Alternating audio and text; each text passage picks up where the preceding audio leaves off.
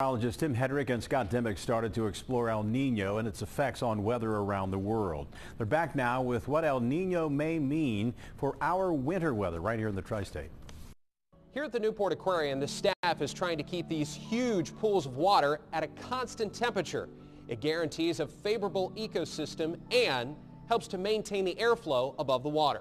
Wonder if we did this, put a huge submersible heat pump right here and heated the water. It would destroy the ecosystem, and then the heat rising above the water would disrupt the airflow above the water. This is a simplified version of what happens in the Pacific Ocean during El Nino winters. It's simple, but imagine the Pacific Ocean.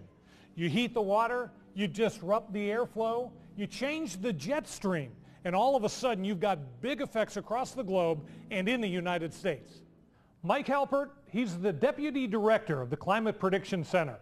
While Scott and I study day-to-day weather and short-term forecast, Deputy Director Halpert looks longer term, and he evaluates phenomena like El Nino. El Nino typically acts to make the southern part of the nation wetter than average. The most reliable signal is from, say, Texas across the Gulf Coast of Florida. Oftentimes we see it wet in the southwest and southern California as well. The northern part of the nation, and we'll include the Ohio Valley in that, is oftentimes drier than average during an El Nino winter. At this point, those are what that's actually in our forecast. We do favor drier than average conditions in Cincinnati this winter. Not only is Deputy Director Halpert looking for dry conditions, he's also looking for milder than average conditions in our area that will extend from the western Great Lakes westward into the northern plains and into the Pacific Northwest.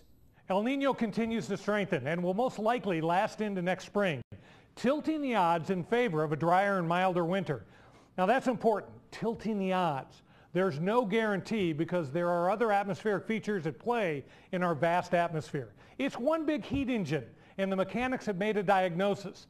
If a gasket doesn't go bad, or if the radiator doesn't leak, maybe the long-range El Nino forecast holds.